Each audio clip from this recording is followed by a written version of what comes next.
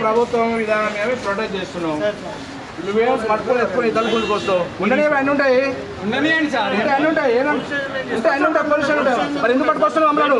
ఎందుకు పట్టుకొస్తున్నాడు అంటున్నా, ఎందుకు పట్టుకొస్తున్నావు అంటున్నా. మీ అపోజిషన్ పార్టీగా మేము రోడ్డు మీద చేస్తాం, మేము నిరసన మీకు చేయవలసింది రోడ్డు మీద చేస్తాము, మా నిరసన వ్యక్తం చేస్తాం. మీకు ఏమర్థమైతే మీకు జీతాలు వస్తున్నాయి, మా రైతుల బాధ నీకేమర్థమవుతుంది? ఏఆర్ గవర్నమెంట్ చేసినావు, అన్ని చేస్తున్నావు, 10 గవర్నమెంట్ చూస్తున్నావు, నువ్వు దానికే కండు వేసుకుని తిన్నట్టు చేస్తాడు. నాకు అర్థమైనా జై తెలంగాణ,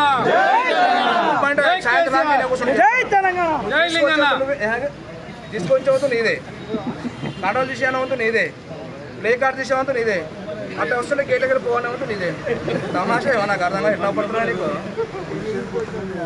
తెలంగాణ జీవధార కాళేశ్వరం ప్రాజెక్టు భారతదేశంలో కాదు ప్రపంచంలోనే అతి కొద్ది సమయంలోనే మరి లక్షలాది ఎకరాలకు సాగునీరు అందించే కార్యక్రమాన్ని మరి కాళేశ్వరం ప్రాజెక్టు ద్వారా దాదాపు 84,000 కోట్ల రూపాయలతో నిర్మాణం చేస్తే ఆ ప్రాజెక్టుని ఏ రకంగా బదలాం చేయాలి, 2 పిల్లర్లు కూలిపోతే మరి కాళేశ్వరం ప్రాజెక్టు మొత్తం కొట్టుకుపోయినట్టుగా మరి మీడియా ద్వారా, కాంగ్రెస్ పార్టీ యూట్యూబ్ ఛానల్ ద్వారా, ఆంధ్ర పత్రికల ద్వారా ఒక విష ప్రచారం అనేది మొదలు పెట్టుకోరు.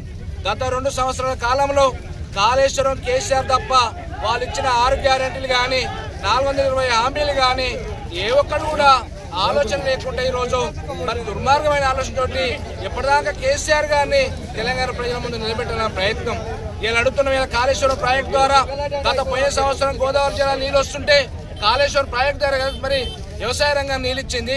ఈ సంవత్సరం గోదావరి జిల్లాలో పొంగిపోతుంటే మరి నిన్నగాక మొన్న నెల రోజుల క్రితం నుంచి కూడా కాళేశ్వరం ప్రాజెక్టు నీళ్ళు వస్తున్నాయి. రేవంత్ రెడ్డి కళ్ళు కనబడతలేవా లేదో ఒకసారి ఆలోచన చేయాలి. కేసీఆర్ గారు పెట్టిన కంటివెల్లి కార్యక్రమంలో నీ కళ్ళద్దాలు ఇప్పించి కాళేశ్వరం ప్రాజెక్టు ఏ రకంగా పొంగిపోతుందో చూపిస్తే రావాల బిడ్డ అని చెప్పి ఖబర్దార్ హెచ్చరిక చేస్తుంది రేవంత్ రెడ్డి గారికి. ఇలా కేసీఆర్ గారికి బీజేపీ తోటి కాంగ్రెస్ పార్టీ ఒప్పందం చేసుకుని ఇలా రేవంత్ రెడ్డి గారు ఏదో సాకు చూపి 650 పేజీలు ఒక చిట్టం తయారు చేసి పీసీ ఘోషి ద్వారా ఓ రిపోర్ట్, దొంగ రిపోర్ట్ తయారు చేసి ఒక బదలాం చేసే కార్యక్రమం, ఒక బద్మాష్గిరి కార్యక్రమం తప్ప మరొకటి లేదు.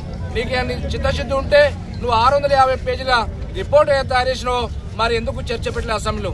ఏదో తూతు మంత్రంగా ఒక 2-3 గంటలు చర్చ జరిపి చేతులు దులిపేసుకుని మరి బీజేపీలో చేతులు పెట్టినవే. నీకు దమ్ము ధైర్యం ఉంటే విచారణ ఇక్కడ చేయండి. ఇన్ని రోజులు 2 నెలల దాకా ఎందుకు చేయలేకపోయినావు? స్థానిక ఎలక్షన్ల కోసం, పార్లమెంట్ ఎలక్షన్ల కోసం, రేపు జరగబోయే సార్వత్రిక ఎన్నికల కోసం 3 నెలల దాకా కూడా ఇదే కాళేశ్వరం ప్రాజెక్టు ప్రతిరోజు కూడా కేసీఆర్ అని చెప్పి నామకృష్ణంగా వాళ్ళందరినీ కూడా లెక్క పెట్టుకుంటాం. మళ్ళీ మా నాయకుడు ముఖ్యమంత్రి 2 నెలల తర్వాత కాగానే మీరు ఎవరైతే ఎక్స్ట్రా చేస్తారో మీకు కూడా ఏ రకమైన పనిష్మెంట్ ఉంటుందో ఆలోచించాలని చెప్పి ఈ సందర్భం తెలియస్తూ ఖచ్చితంగా యూరియా ఇవ్వాలి. బీసీ ఘోషించిన నివేదికని, తప్పుల తరగతి నివేదికని ఖచ్చితంగా ఎదుర్కొంటాం, న్యాయస్థానాన్ని ఎదుర్కొంటాం. ఈ పార్టీని, ఈ ప్రభుత్వాన్ని బట్టలు నడిపదారులను పెట్టే కార్యక్రమం బీఆర్ఎస్ పార్టీ ఎప్పుడు చేస్తుందని చెప్పి ఈ సందర్భం తెలియజేస్తున్నాం.